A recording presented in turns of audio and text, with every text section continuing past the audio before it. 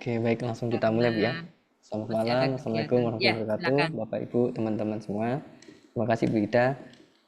Kita ketemu lagi di Ya, pertemuan ke-6 nih Bu ya, sudah ke-6. Eh, ya, jangan lupa teman-teman kemarin ada yang sudah semua mungkin tugasnya ya teman-teman ya, atau ada ya. yang Waktunya belum. presentasi ya, Ya, teman-teman. waktu presentasi kemarin kalau nggak hari ini 2 orang Bu ya, 2 kelompok ya maksudnya. 2 orang, ya, Ya. 2 kelompok. Baik, kemarin kalau nggak salah Ibu Ida mintanya kelompoknya kelompok 1 dan 2 Bu ya, urut gitu ya, Ya, urut urutnya. biar Baik, lebih enak. oke baik. Satu dan Baik, dua. baik mungkin langsung saja waktu dan tempat saya serahkan ke Bu Ida biar nggak kemalaman Bu. Silakan Ibu. Ya, terima kasih teman-teman sudah hadir untuk malam hari ini karena waktunya presentasi sesuai dengan kelompoknya masing-masing. Langsung saja disiapkan untuk kelompok yang presentasi yang pertama. Silakan dengan kelompoknya untuk share screen dan juga berkaitan dengan materi. Dan tolong materinya belum dikirim ke Ibu ya. Oh iya, kemarin saya kasih itu Bu, link pengumpulan di apa namanya di e-learning, tapi kayaknya belum belum tersubmit sama teman-teman. Oh iya, Oh kamu kayaknya iya, kemarin belum saya publish ya teman-teman ya, link pengumpulannya ya kalau nggak salah. Tapi nggak apa-apa, langsung habis ini dikirim aja ya teman-teman ya. ya mungkin bisa langsung dikirim ke saya dulu, Mas. Ya boleh dikirim langsung ke Bu Ida atau lewat chat Zoom barangkali. Silakan kelompok 1 dengan Kak Ya, Fariska dan Kak Veronica. Kemarin ada sedikit perubahan kelompok Bu. ya, Silakan Kak Fariska, Kak Veronica. Ya baik Bu Ida, saya izin share screen ya. ya, silakan Mbak.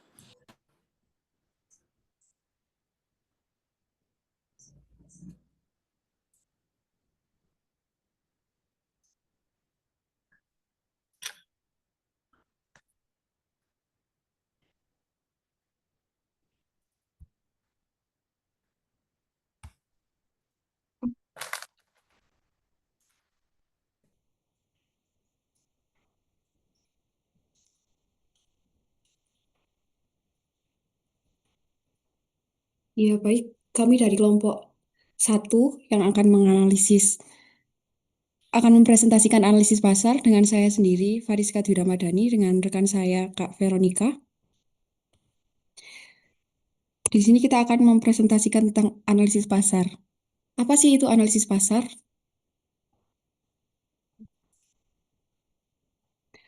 Analisis pasar adalah proses mengumpulkan, mengolah, dan memahami data untuk mengetahui kebutuhan konsumen, tingkat persaingan, dan juga tren.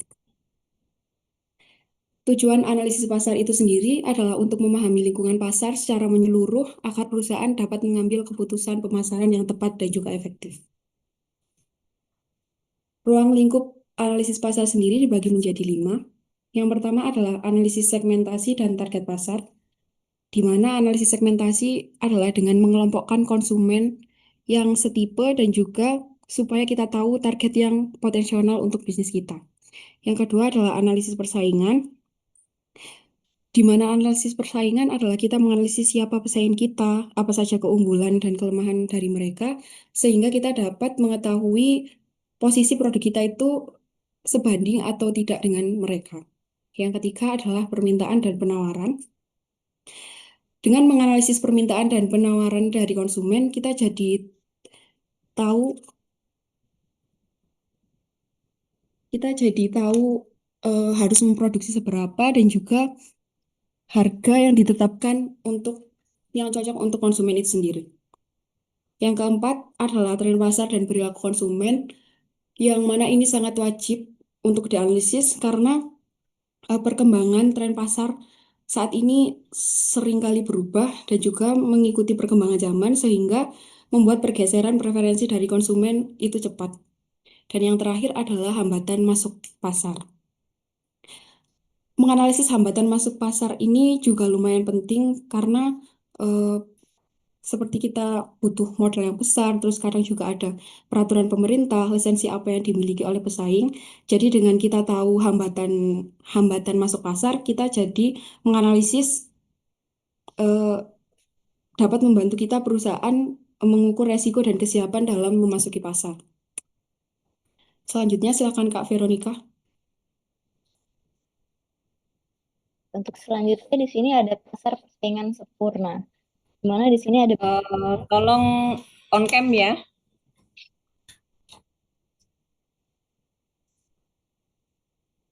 baik Bu sebentar. Ya.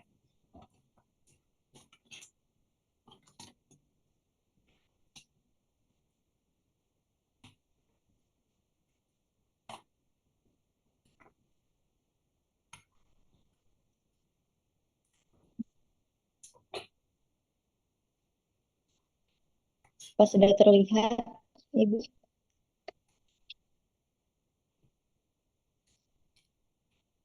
Selanjutnya di sini ada pasar persaingan sempurna. Di sini ada banyak penjual, yang kedua juga ada produk homogen. Contohnya seperti pasar sayur. Dan selanjutnya di sini juga ada pasar persaingan monopolistik, di mana di sini juga yang pertama ada banyak penjual serta produknya terderifikasi. Dan yang ketiga di sini ada pasar monopoli, di mana yang satu penjual dan tidak ada penggantinya. Dan selanjutnya di sini juga ada pasar oligopoli, di mana beberapa penjual besar dan hambatannya pun termasuk tinggi. Selanjutnya di sini juga ada faktor yang mempengaruhi perilaku konsumen seperti budaya, yaitu ada nilai dan norma, dan pribadi, usia, prestasi, gaya hidup. Selanjutnya juga ada sosial, pengaruh dari keluarga, teman, kelompok sosial, dan di sini yang terakhir juga ada psikologis, motivasi, dan keyakinan sikap. Dan di sini ada metode analisis pasar, di mana di sini ada focus group atau discussion, dan di sini juga di sampingnya ada survei market research. Kemudian di sampingnya juga ada trial atau uji coba produk, mungkin seperti sampel untuk produk tersebut. Juga ada social management di bagian untuk promosi atau semacamnya, dan di sini juga ada wawancara personal dan observasi.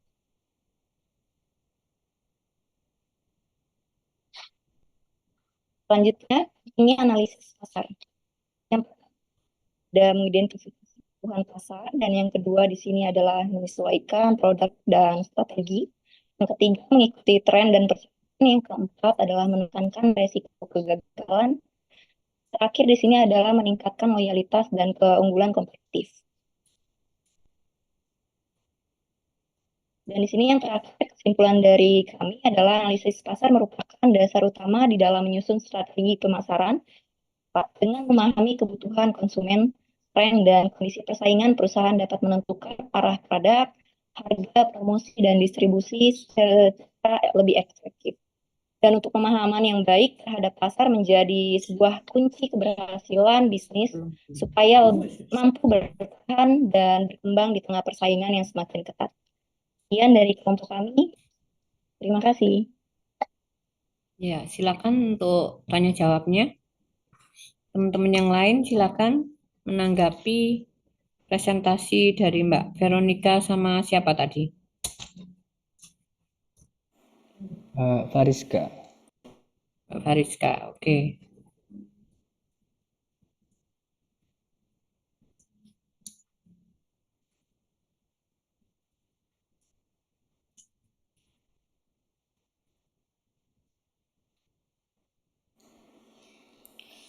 Oke, Kak Veronica dan Mbak Fariska bisa dikirim filenya ya. Bisa lewat chat Ya, juga. file PPT dan file resumnya. Ini kirimnya ke Pak Hendy atau kemana? Ya, boleh ke saya. Oke.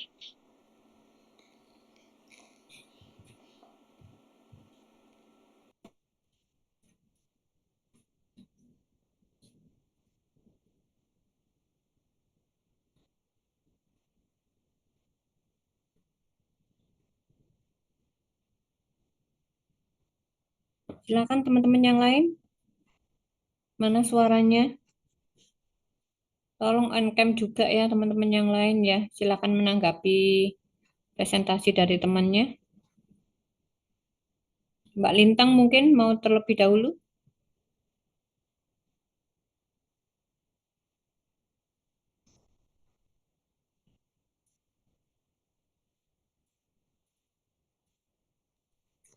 Kelompok saya dulu boleh, Ibu? Bukan, maksudnya menanggapi dari presentasi Mbak Veronica sama Mbak Rizka. Menanggapi atau beri pertanyaan? Ya, pertanyaan. Pertanyaan. Oke. Sebentar, Ibu.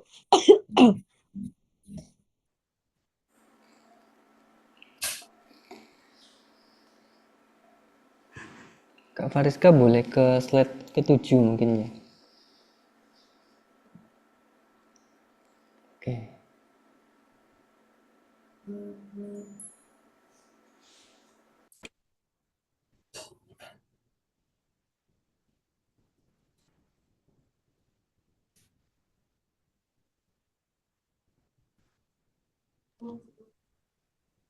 Izin tanya, Kak Fariska, kenapa ya kita itu penting buat memahami pasar sebelum meluncurkan produk atau jasa?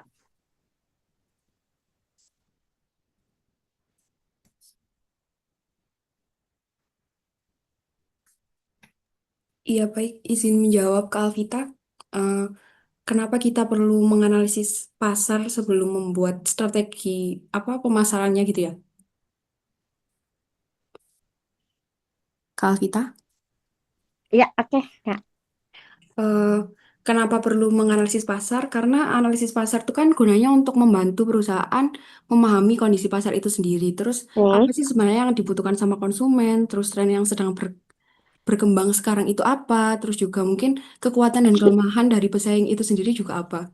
Jadi kalau misalnya kita belum menganalisis pasar dengan baik, kemungkinan besarnya tuh strategi pemasaran kita tuh jadi tidak efektif gitu loh. Jadi kurang ngena, gimana sih kata-katanya? Jadi mungkin supaya lebih tepat sasaran gitu loh, Mbak.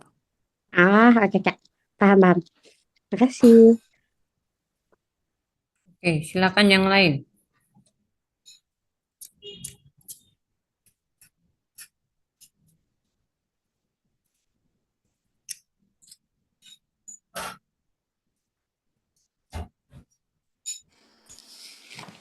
Kak Lintang, angkat tangan. Oh, Kak Lintang mau tanya kah? Oh, Iya, Pak. kepencet. Oh, mau tanya. Oke, silakan. Baik, izin bertanya ya ibu dan teman-teman. Em, Ya, untuk silakan. kelompok satu, minta tolong dijelaskan apa saja sih hambatan untuk masuk pasar itu. Terima kasih. Maaf, boleh diulang pertanyaannya? Minta tolong dijelaskan, Mbak, hambatan-hambatan apa saja untuk masuk pasar itu.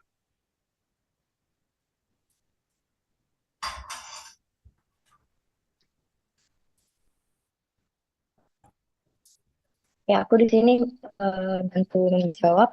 Mungkin dari hambatannya itu bisa terjadi karena persaingan yang tinggi, itu udah pasti karena kan apalagi banyak tren-tren baru, banyak model-model baru, pasti itu bikin kita jadi sebuah persaingan yang memang cukup lumayan gitu. Dan yang kedua juga pastinya karena modal awal yang memang cukup besar, itu menjadikan salah satu sebuah hambatan belum untuk masuk ke dalam dunia pasar tersebut. Mungkin juga karena memang adanya kekurangan pengetahuan dasar. Misalnya itu kayak tidak memahami dengan baik perilaku konsumen, dan mungkin itu juga bisa menjadi produk dan jasa itu tidak menjadi relevan seperti itu.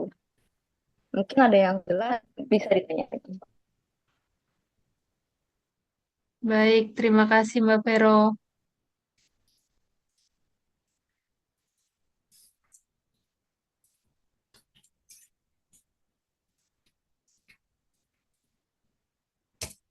Ya, silakan teman-teman yang lain. Tolong bisa on cam semua ya.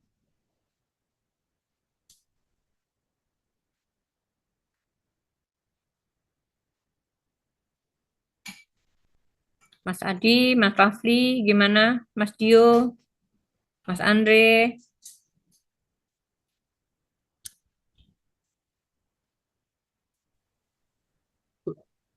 Mbak Ya, Fariska, Mas Adi, izin silakan. bertanya, eh, apa ya perbedaan antara analisis pasar dan riset pasar?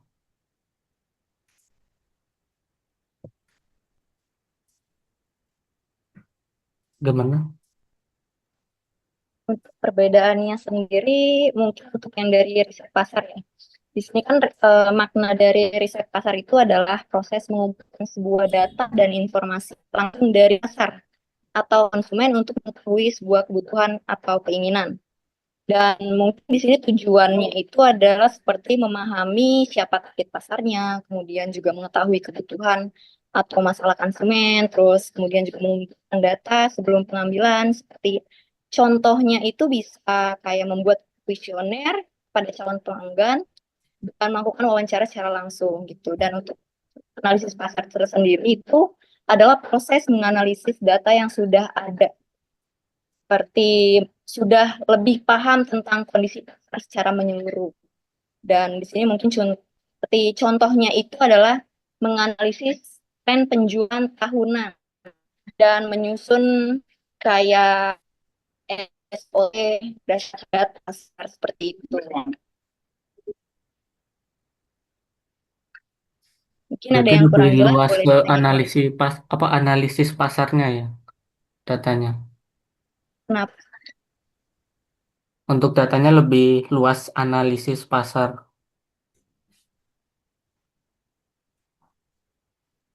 Suaranya ini kurang jelas. Ya Putus-putus bisa. tak? Apanya?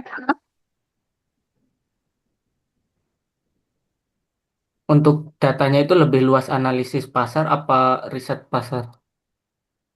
Kalau untuk lebih luasnya itu, kalau menurut aku pribadi lebih ke analisis pasar. Oh. Karena kan kalau misalnya analisis pasar itu memang sudah ada datanya nih, sudah tahu ketahuan. Tapi tidak menutup kemungkinan juga yang riset pasar ini lebih luas seperti itu.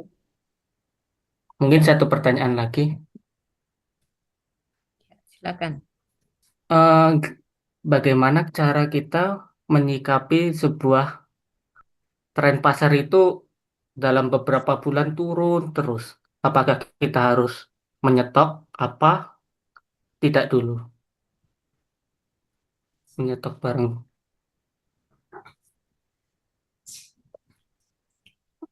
Jelas suaranya. Bisa diulangi Mas Adi? Bagaimana kita menyikapi sebuah tren pasar itu turun terus?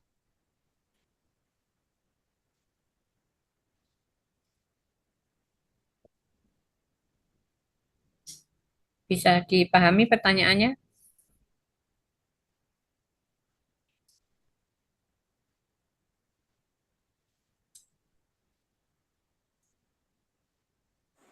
Oke, jadi pertanyaannya gitu teman-teman.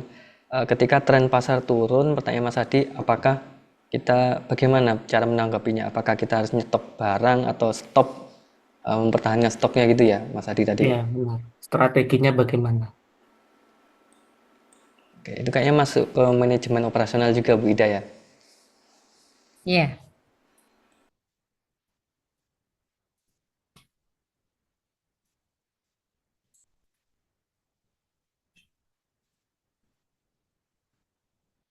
Mungkin nggak harus Mbak Veronica yang menjawab ya, karena ada Mbak Fariska. Iya, izin menjawab Mas Adi.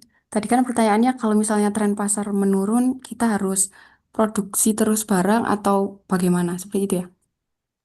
Benar.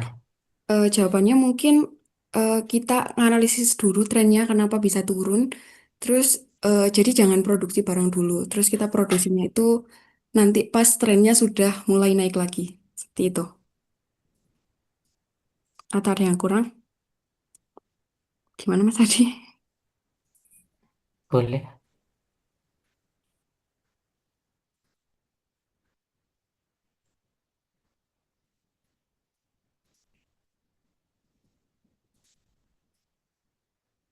Ya, silakan teman-teman yang lain.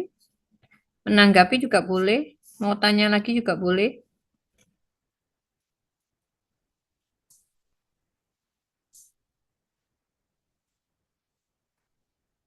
Yuk, silakan teman-teman. Ada Mas Fadio, Mas Andre.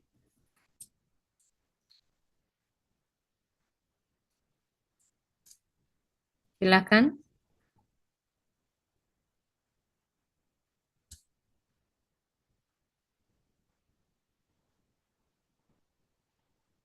Mbak Alvita,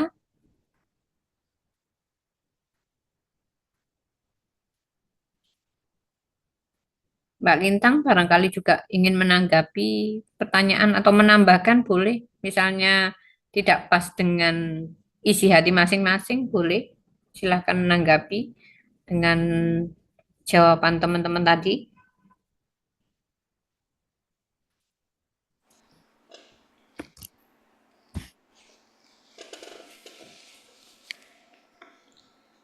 Ada Gimana analisis teman-teman? SWOT, mungkin tanyain Kak Lintang.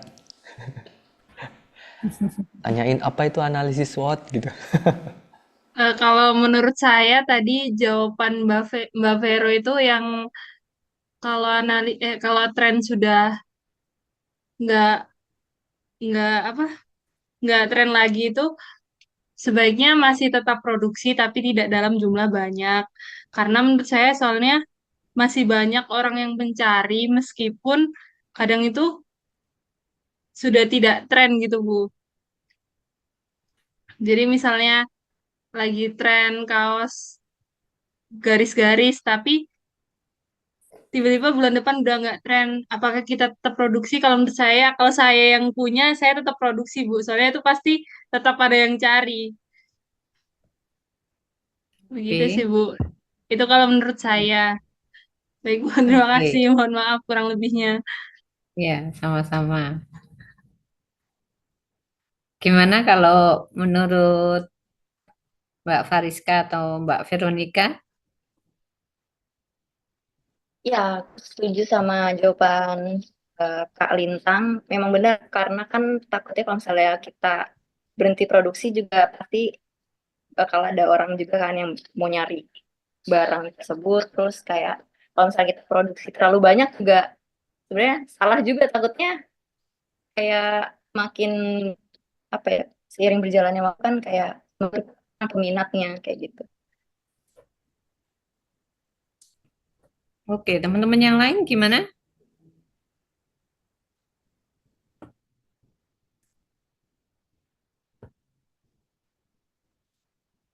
Ada teman-teman lain yang ingin bertanya?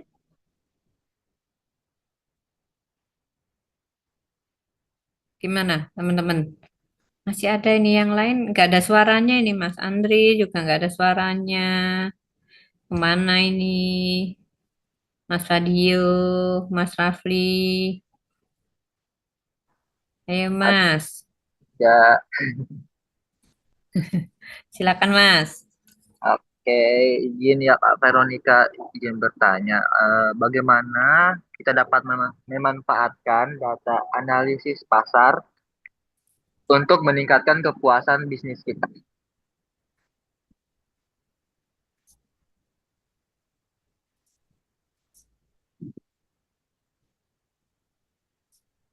Mohon maaf, Mas, boleh diulangi?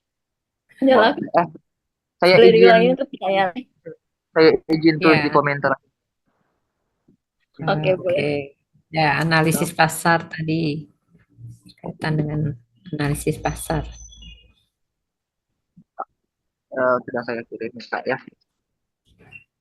Iya, iya.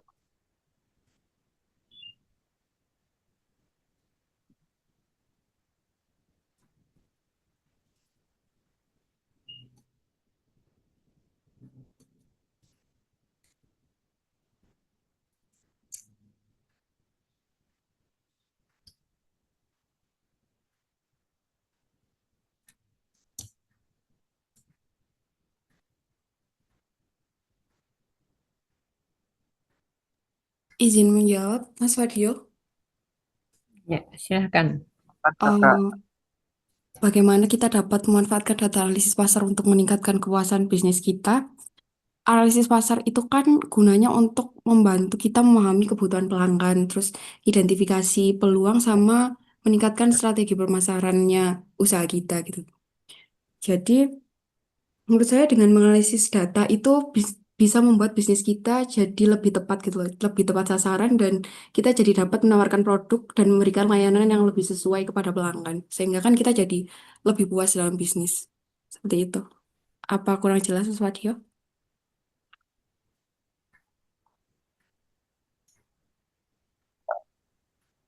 puas. Puas kakak.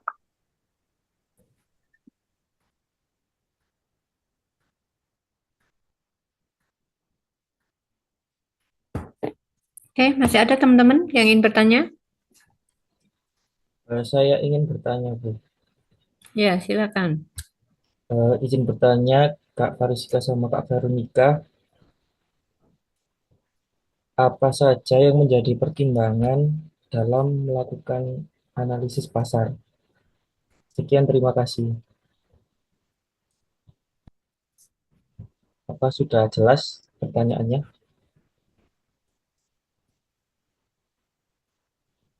Saya izin ulangi pertanyaannya ya, Mas. Iya, Kak. Tadi pertanyaannya apa saja yang menjadi pertimbangan dalam analisis pasar, betul? Iya, betul, Kak. Dalam melakukan analisis pasar.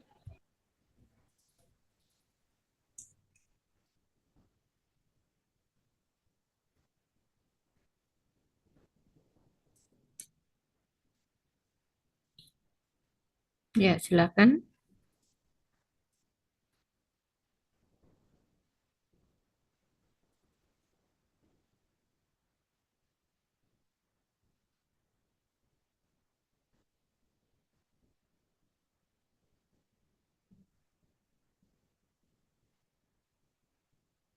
Ya, aku izin menjawab ya. Mungkin yang jadi pertimbangan di dalam analisis pasar itu bisa dilihat dari pertumbuhan pasar itu sendiri, karena memang kan tren itu naik turun. Dan yang kedua juga mungkin karena memang adanya kebutuhan dan perilaku konsumen, karena apa yang dicari dan bagaimana yang cara mereka membeli itu pasti berbeda-beda kan. Kemudian juga di sini adanya persaingan dan antara harga pasar, seperti harganya kan banyak variasi, ada yang lebih murah, ada yang lebih mahal, terus kayak di sini juga bisa terjadinya regulasi kayak aturan atau izin yang mungkin harus dipenuhi seperti itu. Atau mungkin ada yang kurang jelas boleh ditanyain.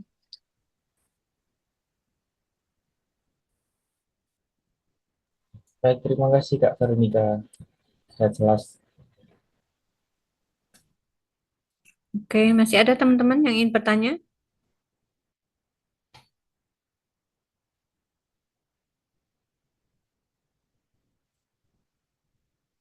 Baik, mungkin slide-nya bisa ditutup dulu, Mbak.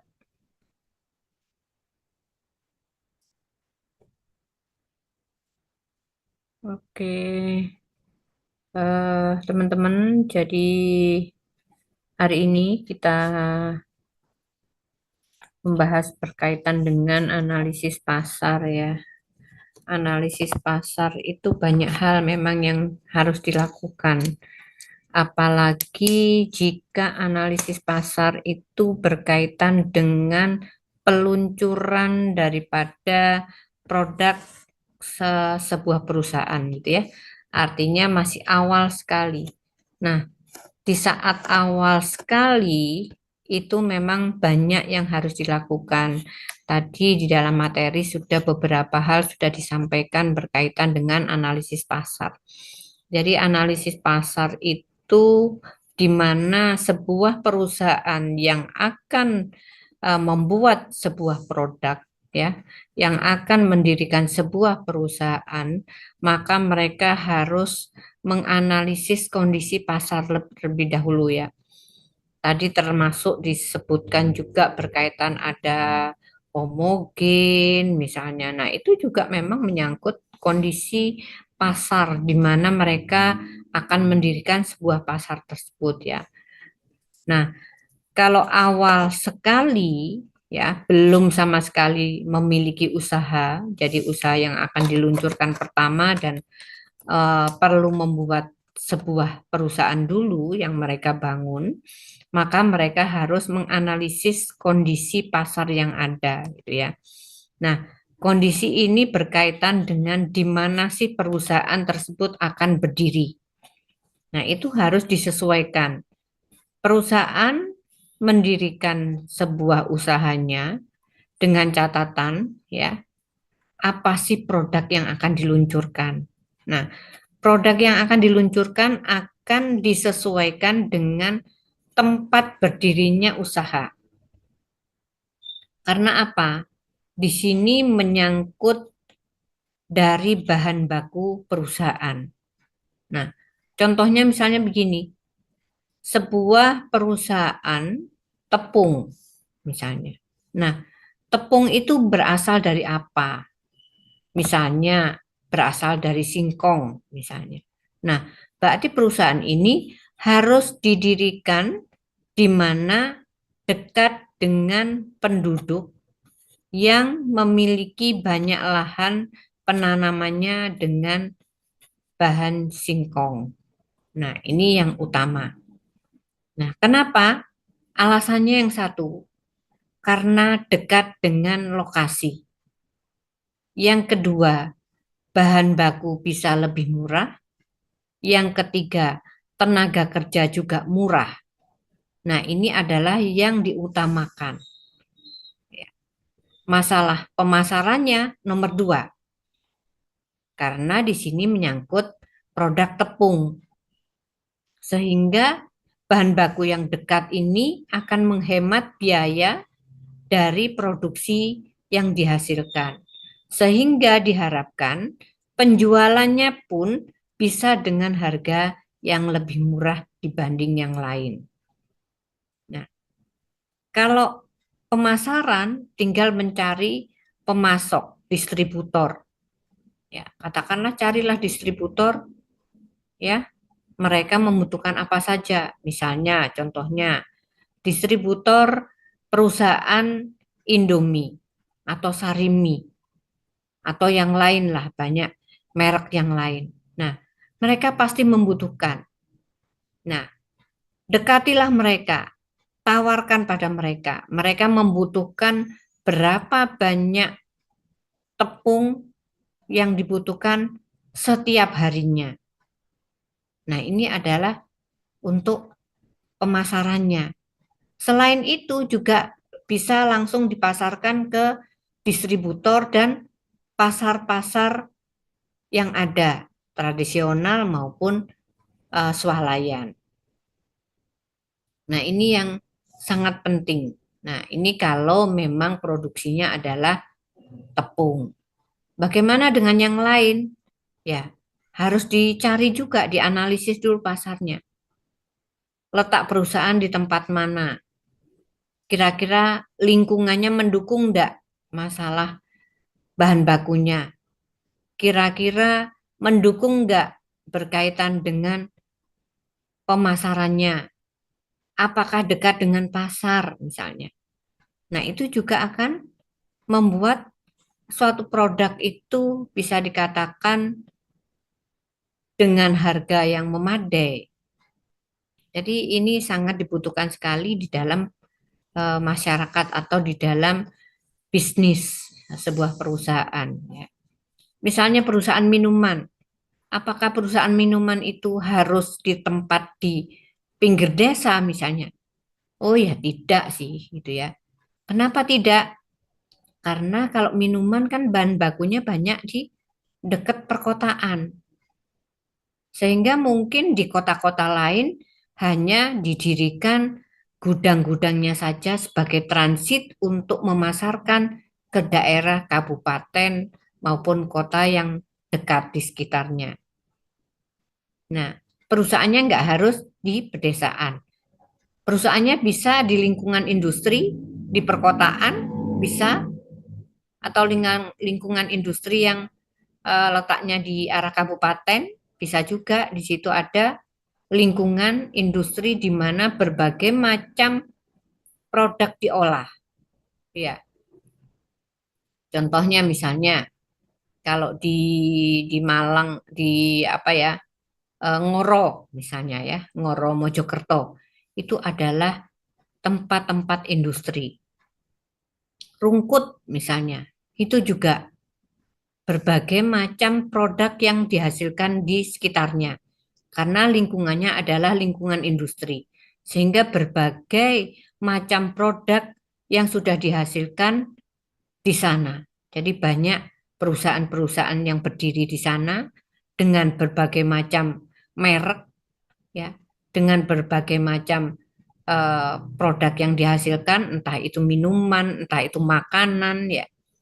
Ya, di sekitarnya banyak. Bahkan juga bukan hanya itu, tapi kebutuhan-kebutuhan berkaitan rumah tangga ya atau kebutuhan perusahaan-perusahaan mebel misalnya. Di sana juga ada.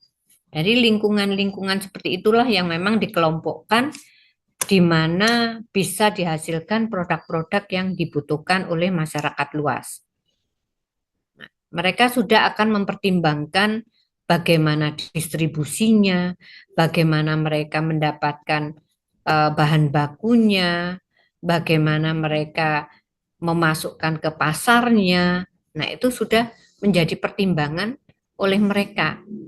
Sehingga mereka berharap dengan tempat semacam ini adalah menghasilkan sesuatu yang sangat menarik keuntungannya, gitu ya. Oke, mungkin sampai di sini ada pertanyaan. Silakan teman-teman jika ada yang ingin ditanyakan.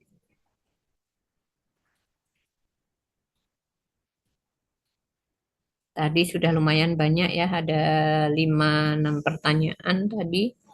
Silakan jika teman-teman ada yang ingin ditanyakan kembali berkaitan dengan materi kita yang pertama.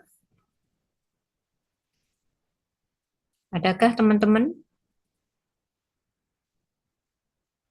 Tidak ada suaranya semua ya.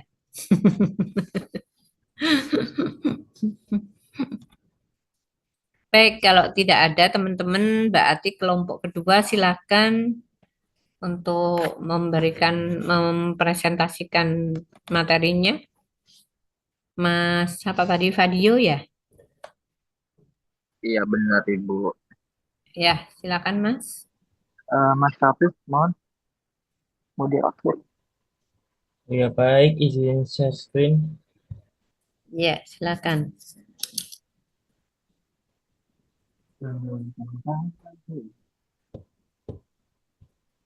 Apakah sudah terlihat? Ya, sudah nampak.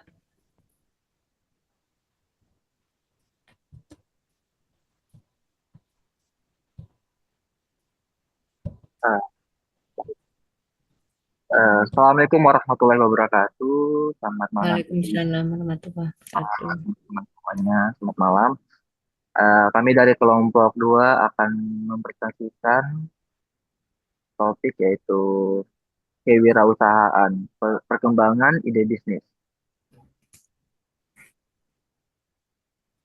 Maaf Mas, bisa di slide? Baik, definisi dan pentingnya pengembangan ide bisnis. Pengembangan ide bisnis adalah proses menciptakan dan mengembangkan ide-ide baru untuk memulai atau meningkatkan usaha. Pengembangan ide bisnis sangat penting dalam dunia usaha karena dapat membantu perusahaan untuk membedakan diri dari kompetitor, meningkatkan penjualan, dan mencapai tujuan yang diinginkan. Manfaat pengembangan ide bisnis: meningkatkan keunggulan kompetitif, meningkatkan efisiensi, meningkatkan penjualan, dan meningkatkan kualitas produk atau jasa. Yang ketiga, sumber-sumber ide bisnis. Yang pertama adalah pengalaman pribadi. Pengalaman pribadi dapat menjadi sumber ide bisnis yang berharga. Menurut His Rich, Peters and Hepher di tahun 2017, Pengalaman pribadi dapat membantu seseorang untuk mengidentifikasi peluang bisnis dan mengembangkan ide bisnis yang relevan dengan kebutuhan dan minatnya. Kedua, ada kebutuhan pasar. Menurut Kotler dan Keller pada tahun 2016, memahami kebutuhan dan keinginan pasar dapat membantu perusahaan untuk mengembangkan produk atau jasa yang relevan dan dapat memenuhi kebutuhan pelanggan. Ketiga, teknologi dan inovasi. Dengan memanfaatkan teknologi dan inovasi, seseorang dapat mengembangkan ide bisnis yang unik dan berbeda dari kompetitor lainnya, sehingga dapat meningkatkan keunggulan kompetitif dan meningkatkan peluang untuk sukses. Keempat, ada kompetitor dan industri. Menurut Porter pada tahun 1980, memahami kompetitor dan industri dapat membantu perusahaan untuk mengembangkan strategi yang efektif dan meningkatkan keunggulan kompetitif. Yang keempat, Mas, bisa di slide. Yap, terima kasih. Yang keempat ada teknik pengembangan ide bisnis, yaitu ada brainstorming, yaitu teknik pengembangan ide bisnis yang melibatkan pembuatan daftar ide-ide baru tanpa mempertimbangkan kelayakan atau kepraktisannya. Tujuannya brainstorming adalah untuk menghasilkan sebanyak mungkin ide yang dapat membantu memecahkan masalah atau meningkatkan bisnis. Yang kedua ada mind mapping, yaitu metode visual untuk mengorganisir informasi dan mengembangkan ide-ide bisnis. Teknik ini melibatkan pembuatan diagram dengan menggunakan gambar, kata-kata, dan garis untuk menghubungkan konsep-konsep yang terkait. Mind mapping dapat membantu meningkatkan kreativitas dan produktivitas dalam mengembangkan ide bisnis. Yang selanjutnya akan dijelaskan oleh teman rekan saya, yaitu Mas Raffi. Dipersilakan. Baik, izin melanjutkan teknik pengembangan ide bisnis. Yang selanjutnya adalah Scamper. Scamper adalah teknik pengembangan ide bisnis yang melibatkan penggunaan akronim untuk mengingat berbagai cara mengembangkan ide, yaitu S-nya itu substitute atau mengganti, C-nya combine menggabungkan, A adapt atau mengadaptasi, M modify atau memodifikasi, P put to another use menggunakan untuk tujuan lain, E eliminate atau menghilangkan, R rearrange atau mengatur ulang. Yang selanjutnya ada analisis SWOT. Analisis SWOT dapat membantu meningkatkan kesadaran akan faktor internal dan eksternal yang mempengaruhi bisnis, sehingga dapat membantu dalam mengembangkan strategi yang efektif. Berikut ini adalah komponen-komponen analisis SWOT. S-nya ada strength, kekuatan, yakni faktor internal yang menguntungkan bisnis. Untuk W-nya weakness atau kelemahan, yakni faktor internal yang merugikan bisnis. Untuk O-nya opportunities atau peluang, yakni faktor eksternal yang dapat dimanfaatkan oleh bisnis. T-nya threat atau ancaman, yakni faktor eksternal yang dapat merugikan bisnis.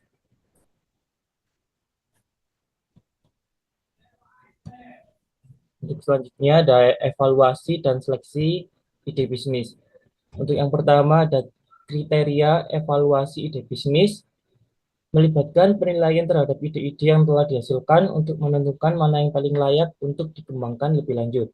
Kriteria evaluasi ide bisnis dapat meliputi yang pertama, kebutuhan pasar, yang kedua, potensi pendapatan, yang ketiga, kemampuan untuk dilaksanakan, yang keempat, keunggulan kompetitif.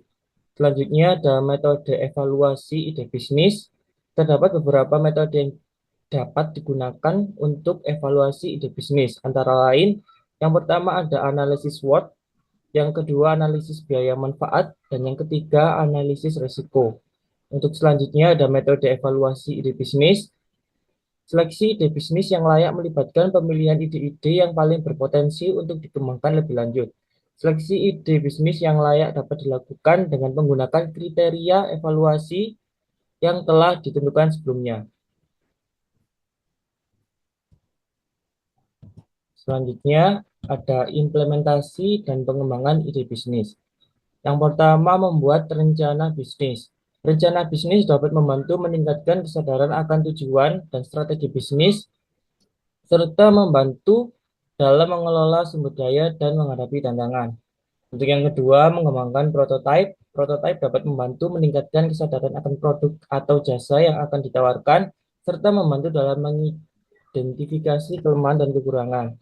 Untuk yang terakhir, ada menguji coba dan mengevaluasi. Pengujian dan evaluasi dapat membantu meningkatkan kesadaran akan efektivitas produk atau jasa serta membantu dalam mengidentifikasi area perbaikan. Kesimpulan presentasi hari ini, kesimpulan dari pengembangan ide bisnis adalah bahwa proses ini krusial untuk keberlanjutan dan pertumbuhan bisnis, memungkinkan adaptasi terhadap perubahan pasar dan mendorong inovasi untuk tetap kompetitif. Serta proses ini merupakan investasi jangka panjang yang penting untuk kesuksesan dan keberlanjutan bisnis di lingkungan yang dinamis. Sekian, terima kasih dari kelompok kami, kurang lebihnya mohon maaf. Terima kasih. Oke, silakan dilanjut untuk sesi tanya jawab.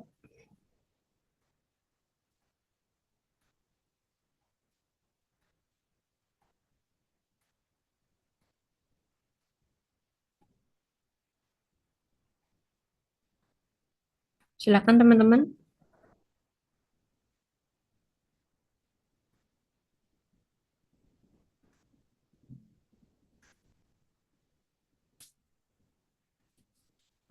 Mas, aku mau nanya. Silakan, Kak. Mau nanya kalau perbedaan antara modify dan rearrange dalam teknik camper itu apa ya, Mas?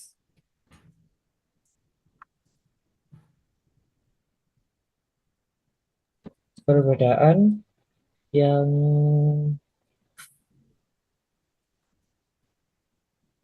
mana tadi, Mbak? Mohon Ya, maaf. bisa diulang. Kenapa, Mas?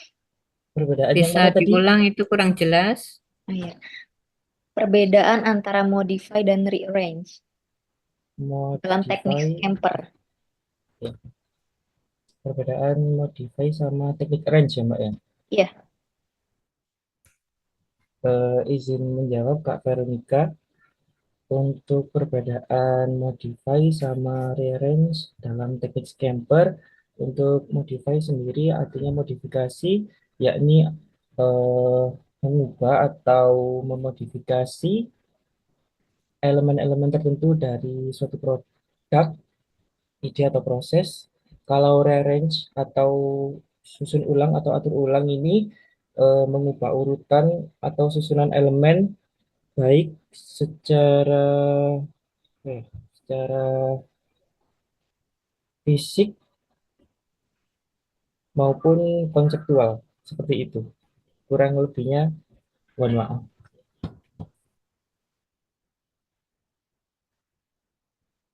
Mungkin sudah jelas Kak Veronica. Iya, sudah jelas. Terima kasih. Ya, silakan yang lain. Saya Ibu, Ya, silakan Mbak Alvita. eh mau tanya kira-kira apa aja syarat, kok syarat ya? Kriteria yang harus kita penuhin buat ide kita tuh layak buat dikembangkan gitu. Maksudnya ya? Mohon maaf, boleh diulangi Kak Alvita? Ini kayak apa aja sih kriteria utama yang harus dipenuhin biar idenya itu layak dikembangkan.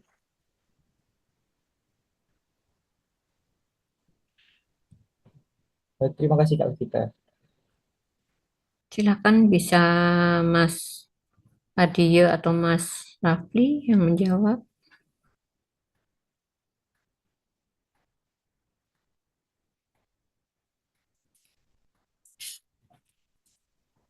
Mungkin saya akan menjawab Kak Alvita. Jadi kriteria yang harus apa ya, kayak yang layak untuk dikembangin gitu ya tadi ya. Menurut aku sih ide-ide yang memiliki potensi pendapatan yang besar, terus ide yang dapat memenuhi kebutuhan pasar serta konsumen, sama memiliki keunggulan kompetitif. Itu menurut saya. Kurang lebihnya mohon maaf. Terima kasih. Gimana, Mas? Terima kasih. Sudah bisa diterima atau seperti apa? Iya, Ibu sudah bisa diterima jawabannya. Oke, Oke, silakan dilanjut lagi. Izin bertanya, Ya, Mas silakan. Raffi tadi ya. Bagaimana analisis SWOT itu bisa membantu perusahaan dalam mengambil keputusan yang lumayan strategis?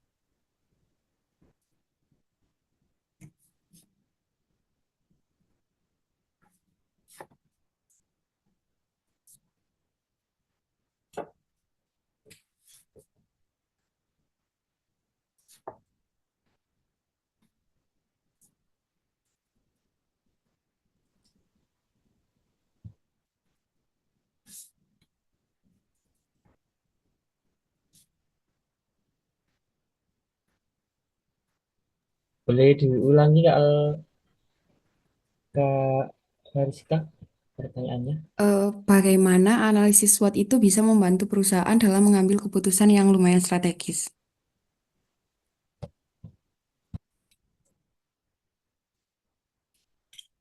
Gimana? Mungkin ada teman-teman yang lain yang ingin menanggapi?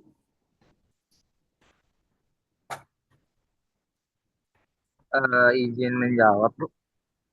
Ya, silakan. Baik, tadi pertanyaannya adalah bagaimana analisis SWOT bisa membantu dalam mengambil keputusan dengan strategis. Seperti itu kan, Kak, pertanyaannya? Hah?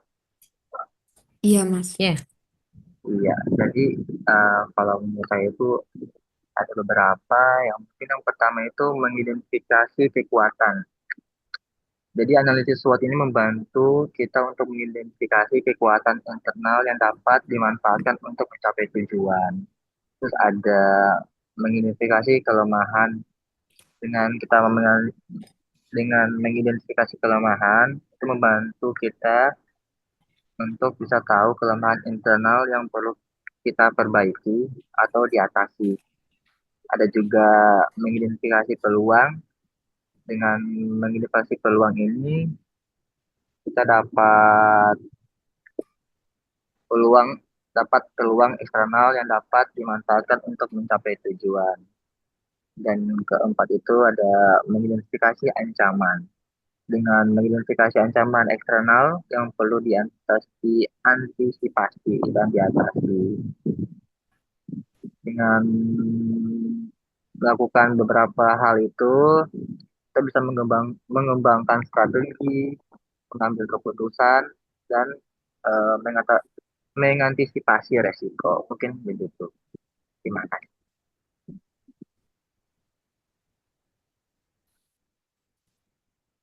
bagaimana, Mbak?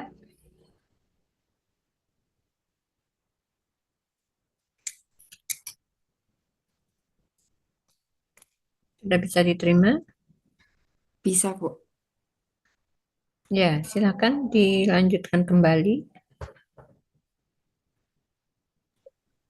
Kak Lintang mengangkat tangan apakah ingin memberi pertanyaan? Baik, izin bertanya. Minta tolong dijelaskan tentang teknik pengembangan ide bisnis dengan mind mapping. Terima kasih.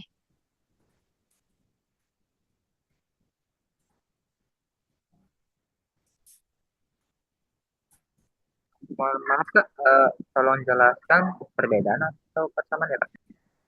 Pengembangan ide bisnis.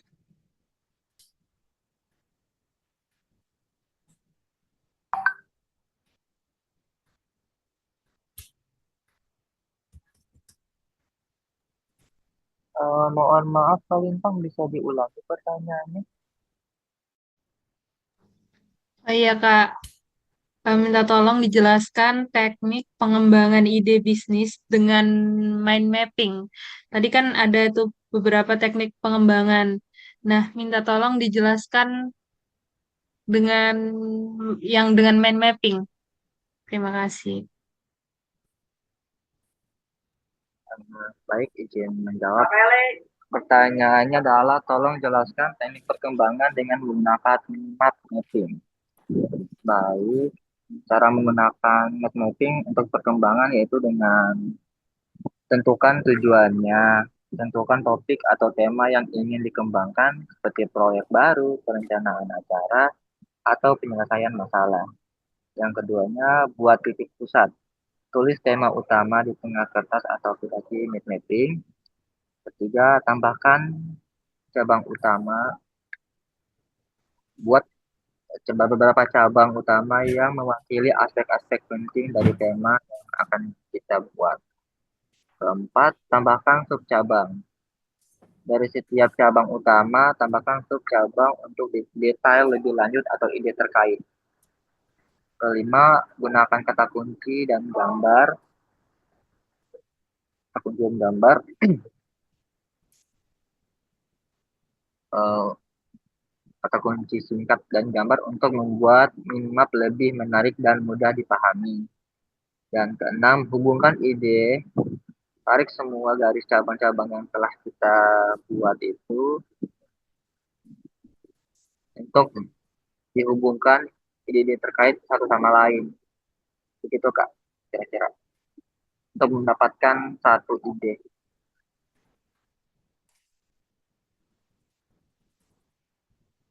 Bagaimana?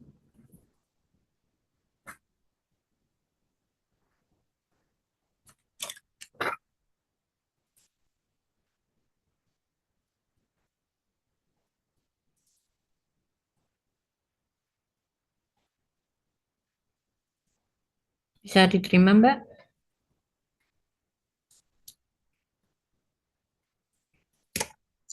Bisa, Bu. Terima kasih. Oke. Ya, terima kasih. Bisa dilanjut kembali.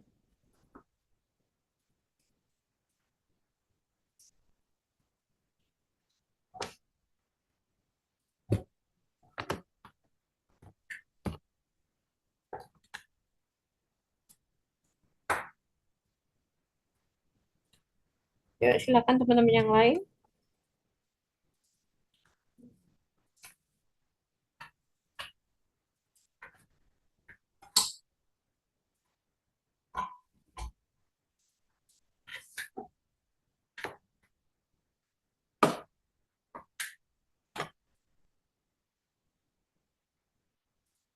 Teman-teman yang lain silakan.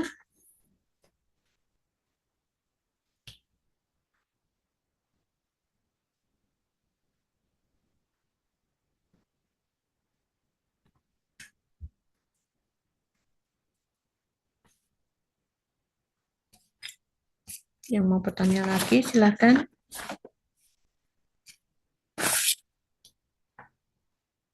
Tiga orang sudah. Siapa yang keempat?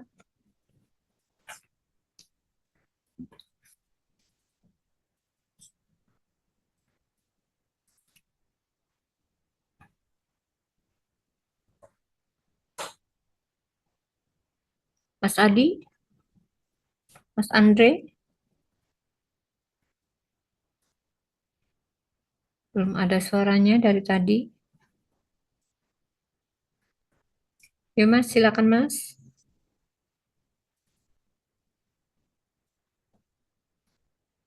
Adakah Mas Andre?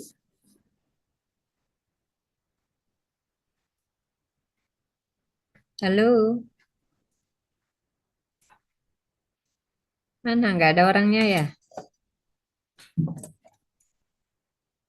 Mas Adi, gimana Mas Adi? Kok suaranya belum ada. Ya, Mas Wadio sama siapa tadi? Saya ingin tanya Mas Rafli. Rafli. Ya, sama Mas Rafli. Sumber daya apa saja yang diperlukan untuk mengembangkan suatu ide bisnis itu menjadi kenyataan? Terdengar jelas, Mas Wadio sama Mas Rafli? Bisa diulangi Kak Adi. Sumber daya apa saja yang diperlukan untuk mengembangkan suatu ide bisnis menjadi kenyataan?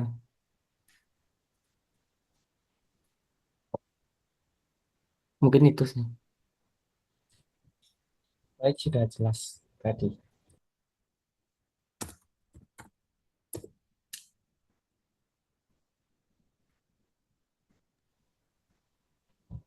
Izin menjawab. Ya, Tadi silakan. sumber daya apa saja pun sumber daya apa saja pun Yang yang dikembangkan dikembangkan agar bisnis bisa agar berkembang. bisa menjadi kenyataan. Seperti itu Ya, Mas Adi. menjadi kenyataan, atau berkembang. Eh, Kalau menurut saya sendiri sih eh, untuk yang pertama itu dari ini sih Mas, kalau menurut saya dari sumber daya manusianya dulu. Karena kan sebelum ada sesuatu yang nyata kan diperlukan ide ya Mas ya. Jadi ide itu dari si manusianya itu dulu. Terus kan kita saling berunding, saling istilahnya kayak mencurahkan ide-ide yang ada di dalam suatu organisasi atau kelompok untuk ide mana sih yang akan diteruskan atau dikembangkan seperti itu. Terus untuk selanjutnya itu kalau menurut saya itu eh, target pasarnya itu mau dikemanakan, apa mau di kayak di jangkauan luas atau di jangkauan sekitar seperti itu. Terus itu yang selanjutnya menurut saya itu eh, apa ya, mungkin pengembangan dari ide tersebut tadi sih Mas, itu mau dibawa kemana lagi idenya.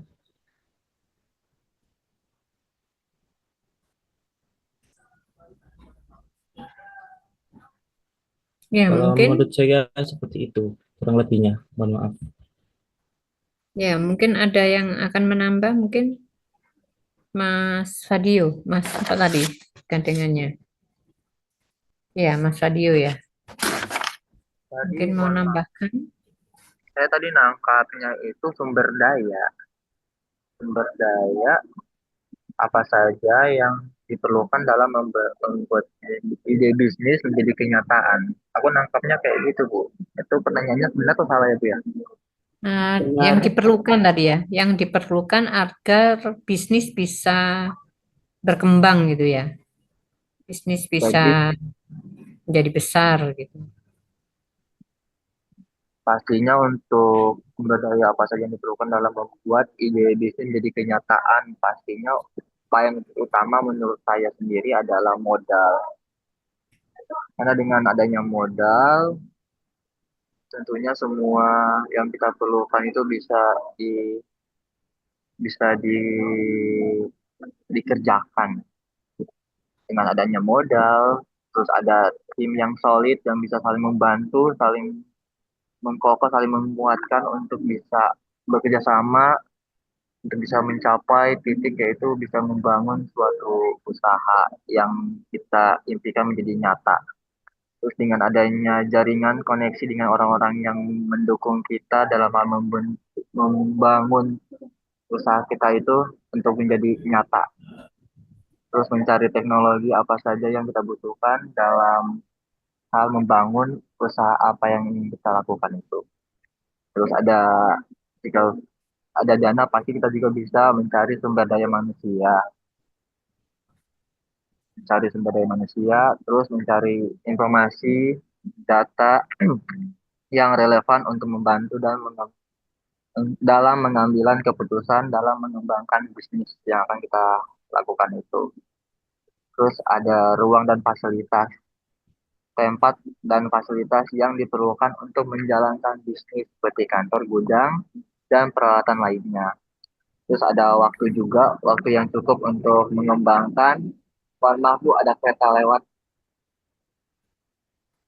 Waktu yang cukup untuk mengembangkan dan menjalankan bisnis, termasuk waktu untuk perencanaan, pengembangan, dan pelaksanaan. Terus juga ada keahlian atau pengetahuan yang relevan untuk membantu dalam mengembangkan dan menjalankan bisnis, termasuk keahlian dalam manajemen, pemasaran, keuangan, dan lain-lainnya. Jadi menurut saya dengan memiliki sumber daya yang cukup dan relevan, kita dapat meningkatkan peluang kesuksesan dalam membuat ide bisnis menjadi kenyataan. Terima kasih. Terima kasih, Mas. Ya, oke. Teman-teman yang lain masih ada yang ingin ditanyakan? Silakan. Yang belum ada beritanya sama sekali ini. Siapa aja ini? Mas Andri aja yang tidak ada suaranya ini ya. Mas Andri ada di tempat? Ya, sepertinya Mas Andri tidak ada di tempat ini.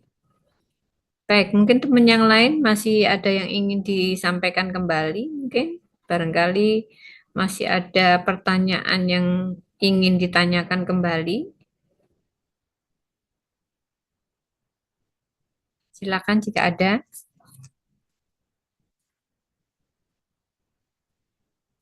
Tidak ada.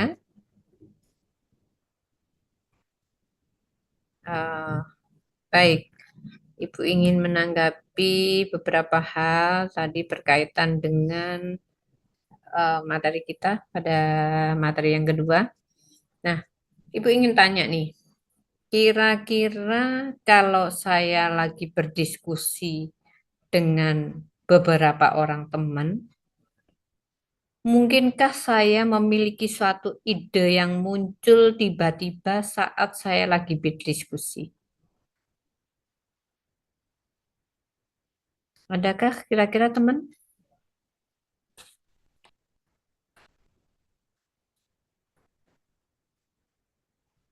Kira-kira lagi ngobrol sama teman-teman, tiba-tiba mungkinkah saya memiliki ide yang tiba-tiba muncul saat saya sedang berdiskusi dengan teman-teman yang lain, gitu ya, sedang berkumpul dengan teman-teman yang lain.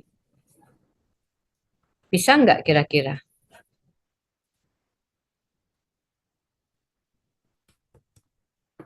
Gimana teman-teman?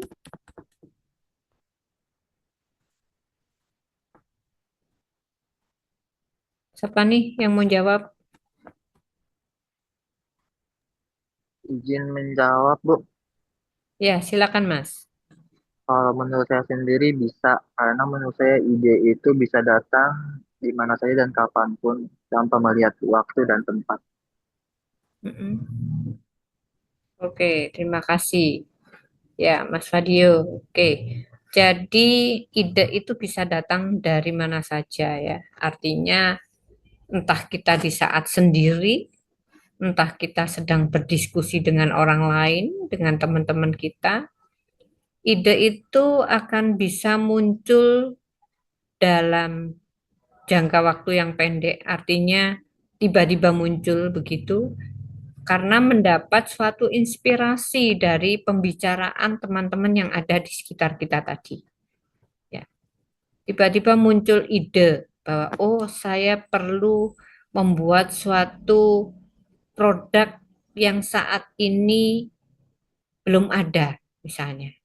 Karena idenya teman tadi, maka muncullah suatu ide bisnis di mana ide bisnis ini adalah suatu peluang yang belum ada saat ini.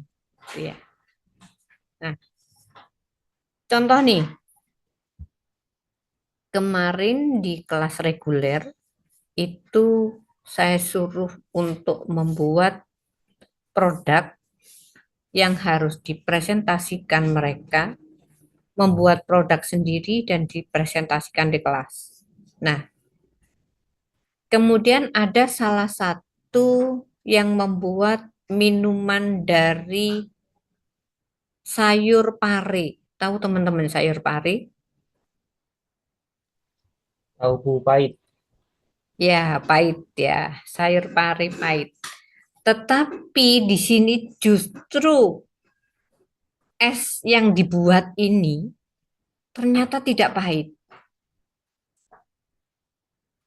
Nah, dia presentasi di kelas menyampaikan bahwa bahan dasarnya apa saja, cara pengolahannya seperti apa, dan mereka akan menjual dengan harga berapa per gelasnya. Gitu. Nah, ada dua varian yang mereka tawarkan. Yang satu rasa susu, yang satu rasa kopi. Jadi ada dua varian. Ternyata cukup enak rasanya. Ya, jadi rasanya itu tidak ada rasa pahitnya, tidak ada. Jadi tidak terasa sama sekali rasa pahitnya. Ya, itu yang dia ciptakan. Nah, dari sekian teman-teman yang presentasi di kelas dengan ide-idenya masing-masing, yang saya lihat kemungkinan bisa booming dan jika itu memang berlanjut usahanya adalah minuman dari pare. Karena apa? Minuman ini belum ada di pasaran. Sehingga kemungkinan untuk laku orang mencoba pasti besar. Dan orang lain berpikirnya pasti minuman itu akan pahit rasanya. Karena parenya aja sudah pahit gitu ya. Sehingga rasanya kemungkinan pasti pahit juga. Tapi kenyataannya tidak. Justru minuman itu tidak pahit. Bahkan saya tawarkan ke teman-teman dosen, saya suruh coba dicincipin ini, minuman ini, mereka mencicipi dengan satu sendok begitu. Dicoba kok enak ya, apa ya, katanya gitu. Bahkan yang satu lagi, satu gelas kecil dihabiskan. Wah, enak katanya gitu. Terus saya bilang, itu adalah minuman dari pare. Saya bilang gitu. Kok nggak pahit ya, katanya gitu. Akhirnya mereka pesan minuman tersebut. Aku mau pesan untuk besok. Ada yang pesan 3 gelas plastik gitu ya. Ada yang pesan 3, ada yang pesan 4, ada yang pesan cuma bulirannya saja gitu ya. Nah, jadi macam-macam yang dipesan. Dengan rasa kopi, dengan rasa susu, mereka suka-suka. Mereka mana yang produk yang diinginkan. Ternyata dari situ saya berharap bisa dilanjutkan. Ya, kalau misalnya waktunya ada, silakan berjualan. Silakan berjualan by order saja, saya bilang gitu. Supaya tidak mengganggu kuliahnya dan juga tidak rugi karena kalau order kan pasti dibeli gitu ya, pasti dibayar sehingga cobalah by order saja, bilang gitu ya. Ini mulai dijalankan. By online juga, by IG, ya silakan. Mungkin by order per hari apa, bilang gitu. Sehingga yang lain bisa mencoba mencicipi bagaimana sih rasa minuman dari pare gitu ya. Yang katanya sangat pahit, memang iya. Kalau kita buat sayur rasanya sangat pahit. Ya. Tetapi ini dibuat minuman malah tidak pahit. Nah, ini yang menjadi keistimewaannya. Gitu ya. Dan belum ada di pasaran yang namanya minuman dari pare. Nah, ini perlu dicoba gitu kan ya. Nah, itu adalah salah satu contoh produk yang menjadi percobaan dari teman-teman kelas reguler kemarin. Banyak juga yang lain-lain, ada yang bikin apa ya, bola-bola dari pisang gitu ya, isi coklat, isi keju gitu ya, macam-macam. Ada yang model begitu dan ada yang apa tuh katanya istilahnya ya, seperti pempek ya, seperti bakso tapi di apa namanya, di seperti pepes begitu ya. Jadi dibungkus daun, dipanggang ya, kemudian makannya dicocol sama saus kacang. Nah, enak juga gitu ya. Nah, ternyata itu adalah khas dari Palembang katanya. Salah satunya. Jadi kalau kita dengar di luar kan biasanya khas Palembang apa? Pempek gitu ya. Nah, ini bukan, tapi ini modelnya bahannya hampir-hampir sama kayak bakso begitu ya. Jadi ada tepung tapioka, kemudian digiling dengan ayam, kemudian dibungkus, ya, dipanggang. Nah, jadi kayak pepes begitu panjang-panjang, makannya dicocol sama kacang. Gitu. Ya, ini adalah kreasi, gitu ya, kreasi. Ada yang apa ya?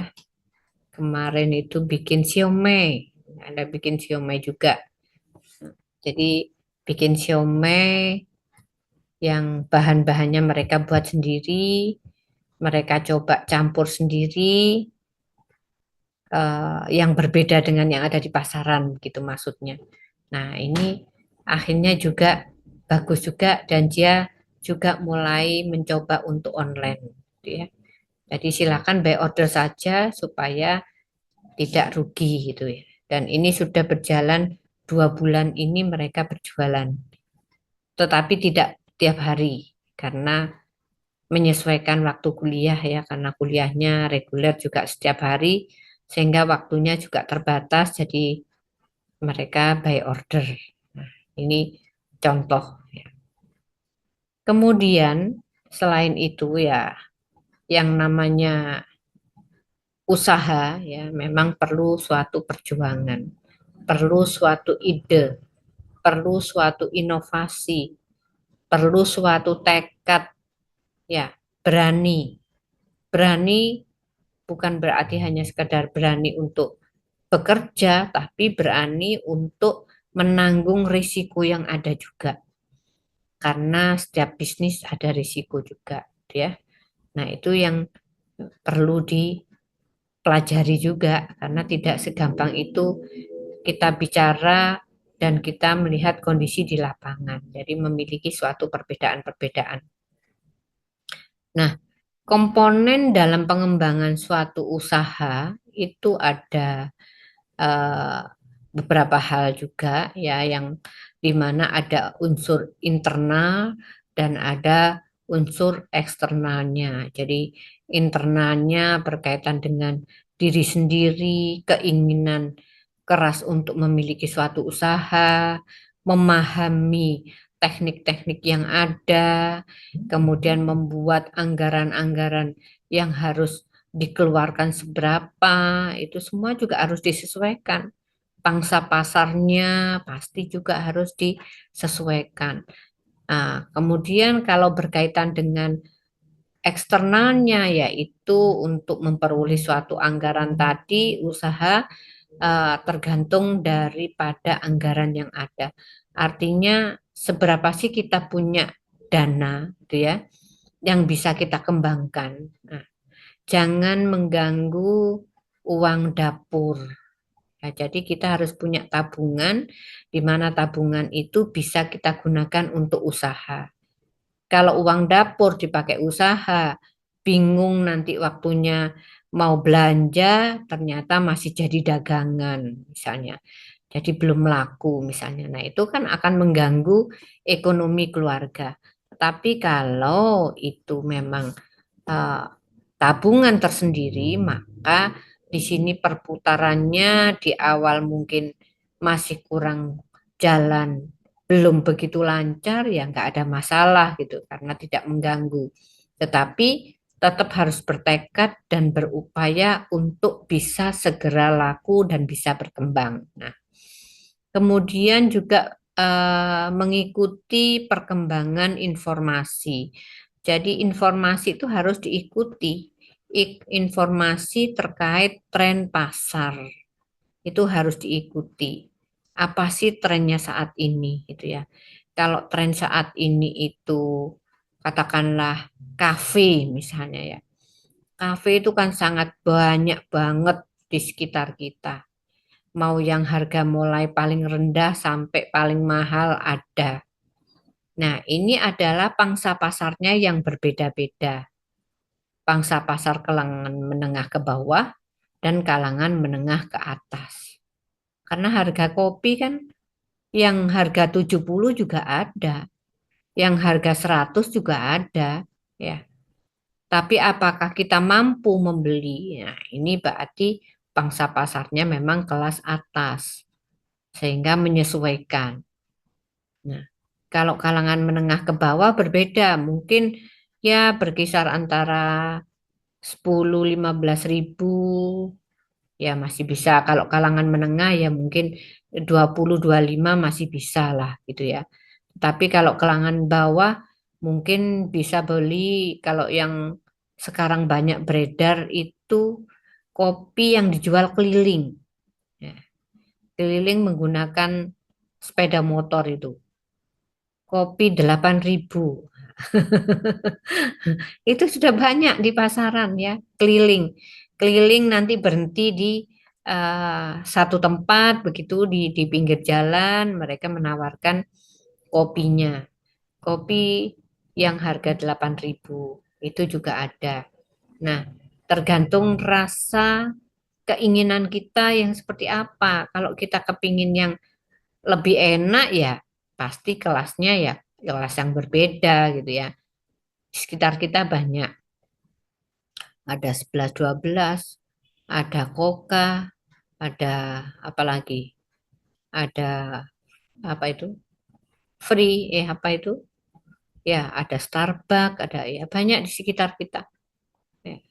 Nah, itu kan tinggal bagaimana sih kita merasakan kopi tersebut, mana sih kira-kira yang paling enak. Nah, masing-masing pasti memiliki selera yang kemungkinan berbeda-beda. Karena seleranya saya dengan teman-teman mungkin berbeda. Teman-teman seleranya suka membeli, mungkin suka yang pahit misalnya. Nah, kemudian sambil nongkrong, sambil belajar mungkin, sambil buka laptop berjam-jam di kafe. Nah, itu perlu diperhatikan juga ya. Ya, karena biasanya remaja-remaja suka begitu sih. Nongkrong, minumnya 1 gelas, duduknya 2-3 jam.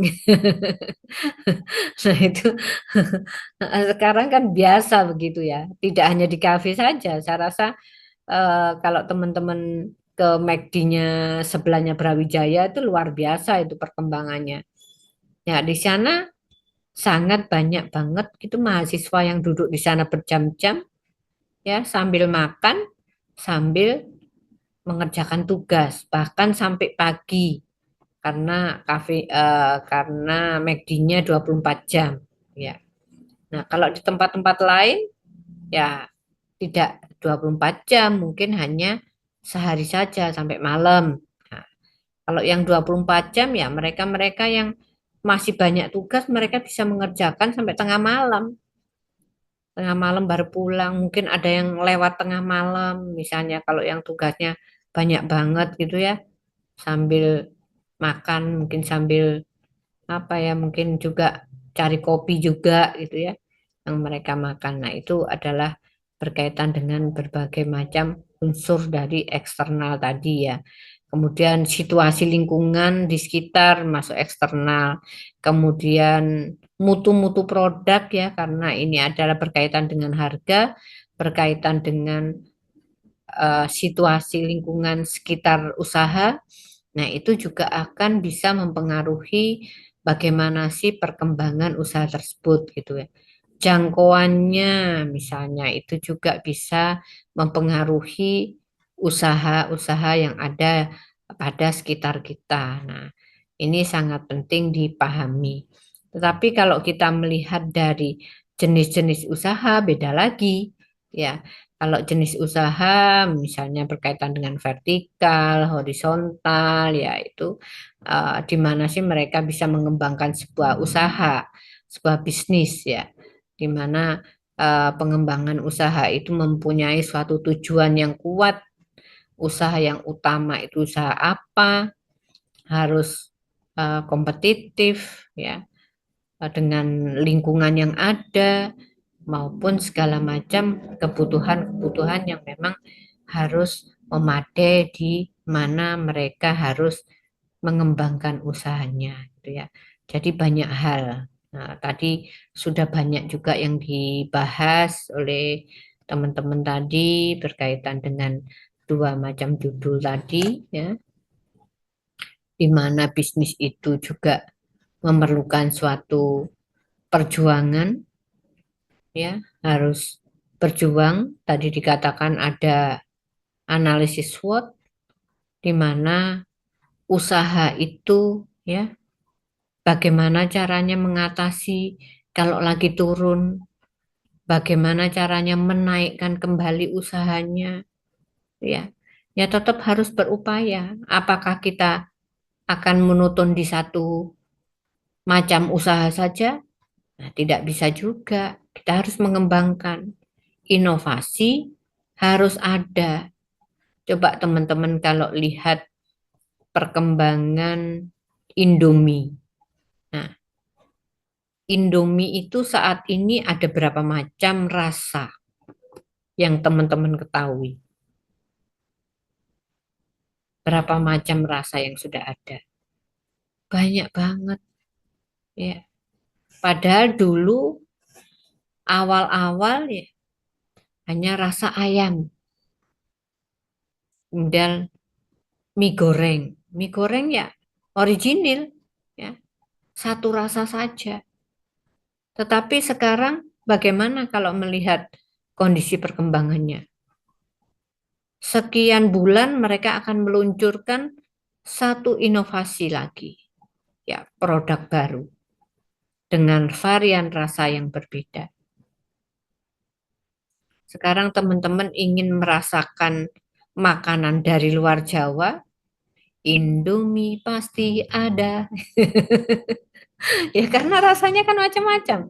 Teman-teman mau beli mie rasa rendang ada, mie geprek ada, ya, mie soto koya ada, ya.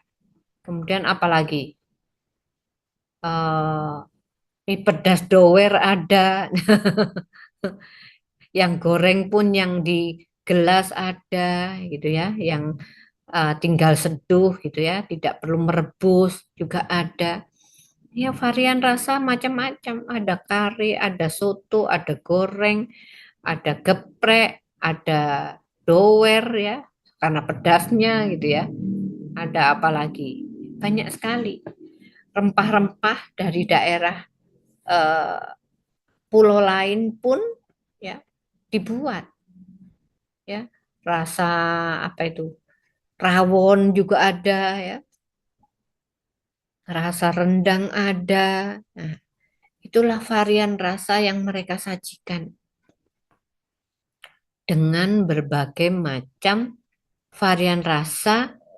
Maka silakan konsumen untuk memilih suka yang mana. Apakah produk yang lama akan hilang, tidak diproduksi? Tetap diproduksi. Ya, jadi apa namanya masih tetap diproduksi. Jadi seperti tadi ada pertanyaan dari teman-teman tadi ya, apakah fashion yang ada itu akhirnya ditutup produknya karena sudah berganti tren? Tidak juga. Orang masih akan tetap suka. Mungkin sedikit menurun di satu produk tersebut, tapi angkatlah produk yang lain supaya tetap berkembang dengan cara inovasi tadi. Sehingga produknya semakin banyak macamnya, ya, dan orang juga akan memilih kesukaan dari masing-masing, varian model, varian rasa, varian modif, gitu ya. Nah, banyak sekali di situ yang akan bermunculan. Nah, itulah gambaran di mana seorang pembisnis itu tidak boleh patah semangat, harus tetap berkembang. Walaupun, ya, walaupun misalnya produk yang sudah lama itu jarang yang beli, tetapi tetap diproduksi. Suatu saat mungkin juga akan berkembang kembali. Coba kalau teman-teman lihat trennya bisnis baju, ya.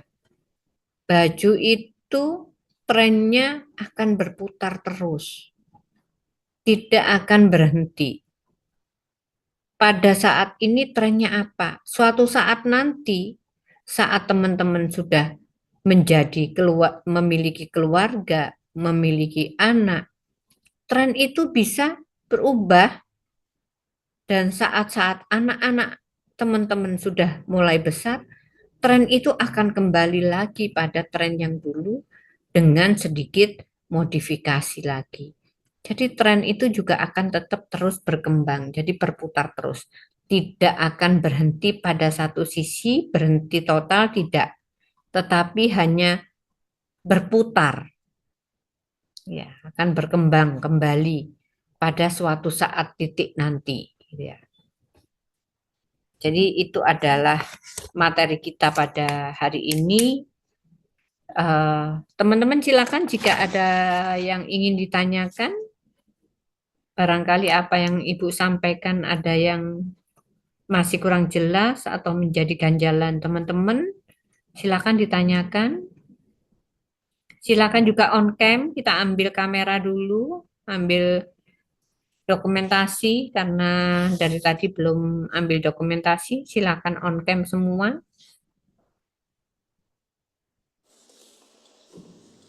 Ya, teman-teman semua on cam. Mas Rafli, Mbak Veronica, Mbak Lintang, Mbak Rizka, Mas Adi. Oke, silahkan. Mas Andre ini memang nggak ada ya, Mas Andre ya. Sepertinya dari awal nggak muncul Mas Andre. Oke. Oke, Mbak Alvita. Mas Rafli, ayo, Mbak Rizka. Yuk kita ambil dokumentasi dulu ya.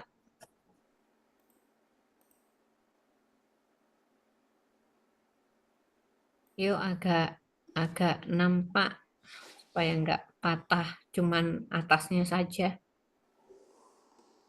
Mas Rafli, Mbak Alvita, Mas Rafli masih di tempat kerja.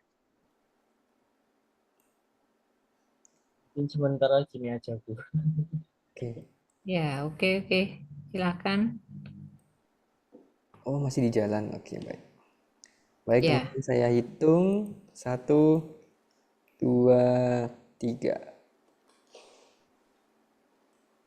Oke, terima kasih.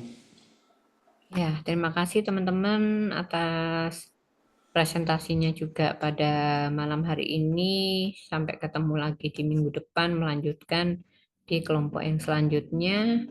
Ibu akhiri, wassalamualaikum warahmatullahi wabarakatuh. Saya kembalikan ke Mas.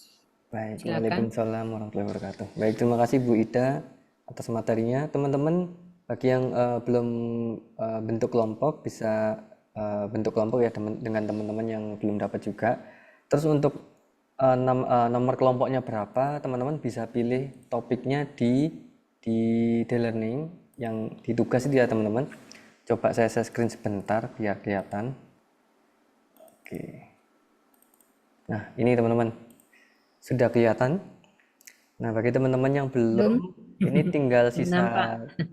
Oh, belum ya? Nah, sudah sekarang. Ya, ini sisa 3 lagi teman-teman. Sisa 3 topik. Yang nomor 4, strategi pemasaran untuk startup. Yang nomor 6, manajemen keuangan UMKM. Yang nomor 7, pembiayaan UMKM.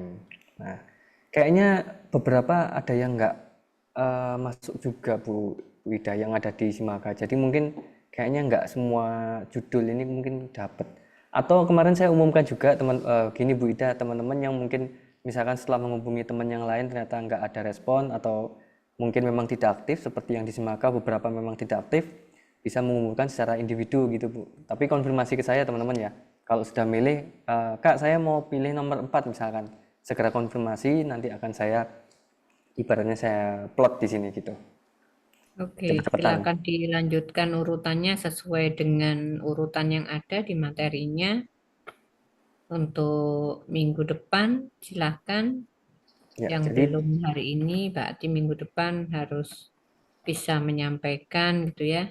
Yang hari ini tadi yang satu sudah dikirim Mas? Belum? sudah saya kirim WA ke Bu Oh, sudah, Ida. oke. Ya, oke. Nanti minggu depan tolong sebelum kita mulai sudah bisa dikirim lebih dahulu sehingga lebih enak nanti. Jadi sama-sama kita belajar supaya teman-teman juga ada teman-teman yang menanggapi serta bertanya pada sesi-sesi tertentu gitu ya. Oke, terima kasih Mas. Baik, terima kasih. Ada yang mau tanya? Kak Lintang silakan. Oh iya Kak, permisi. Itu kan di The Learning ternyata yang pengembangan ide bisnis itu ada 2. Nah, saya tetap pakai topik yang itu, apa saya ganti? Saya juga baru sadar kalau pengembangan ide bisnis itu ada double. Double anggotanya atau judulnya Kak? Oh iya, ini ada double Bu ya? Iya, Sebentar. iya nomor 2 sama nomor 5. Jadi Iya. kemarin saya lihat yang belum ada namanya kan. Oh ternyata baru sadar tadi sudah dipakai Oh iya, saya kelompok juga baru 2. sadar. Apa Bu Ida, namanya persis judulnya? judulnya persis, coba saya share screen lagi Bu ya. Apa saya yang salah ketik atau gimana? Ini saya copy dari Bu Ida kalau nggak salah. Strategi pemasaran untuk startup, pengembangan ide bisnis. Oh iya, pengembangan ide bisnis ya ada 2 ya, nomor 2 dan nomor 5 ya. Oke, berarti nanti dihapus yang satu bisa ngambil di nomor berikutnya. Berarti ganti judul ya, Kak? Iya Kak, Ya, saya ganti nomor 4 aja Kak. Nomor 4 ya, strategi pemasaran untuk startup. Strategi pemasaran startup ya. Terima kasih Kak. Terima kasih Kak Mohon maaf ya kalau ternyata salah ketik ini kok double judul ini. Ya. Baik. Kalau gitu ketemu lagi di minggu depan teman-teman. Kurang 2 pertemuan lagi ya. Terima kasih atas Terima kasih teman-teman dan Bu Ida. Saya akhiri. Wassalamualaikum warahmatullahi wabarakatuh. Selamat malam, selamat istirahat. Waalaikumsalam warahmatullahi wabarakatuh. Ya, sampai ketemu minggu depan ya teman-teman. Selamat malam, selamat istirahat. Terima kasih Bu Ida, terima kasih Pak Ya, Hendy. sama-sama.